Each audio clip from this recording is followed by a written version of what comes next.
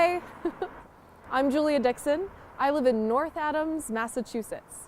In this building right here, the Eclipse Mill Artist Lofts. This whole city used to be a manufacturing facility. The Eclipse Mill, where I live, was a textile plant, long time ago. Behind me is Mass MoCA. It used to be Sprague Electric. It closed in the 1980s and it left thousands of people without jobs. In the 1990s, this mill complex became Mass MoCA, the Massachusetts Museum of Contemporary Art, and this is an arts-driven economic revitalization tool. It's here for the sole purpose of revitalizing the city. So instead of having thousands of people living in this city, supporting the local economy, now there's thousands of visitors instead of residents. The economy is completely shifted. The problem is, how do we get all of the visitors, the hundreds of thousands of people that come to this city, to come to this museum every single year, to go one block that way, to literally walk around the corner and discover downtown North Adams?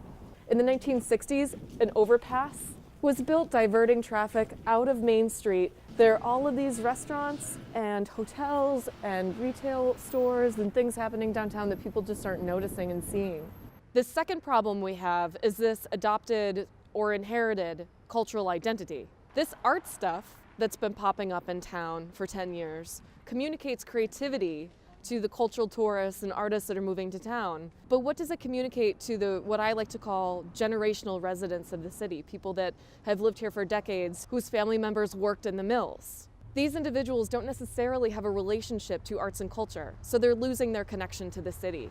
I am proposing installing overhead canopies, a semi-permanent site-specific installation, which will cover a total of about 2.5 miles within a designated area known as the North Adams Cultural District. These canopies will be placed on metal structures about every 20 feet over this course of this 2.3 miles. As you can see, there are some sections of this route that don't have any shelter overhead, and there are no benches and public green spaces that exist to create a sense of leisure or gathering. This project will not only serve as a wayfinding tool, but it will also bring visibility to residents that walk at least some or all of this route on a daily basis. It is my intention to change the landscape once again, rerouting traffic, but in a way that builds connections between visitors, creative residents, and these generational residents, contributing to a sense of place and pride for everyone.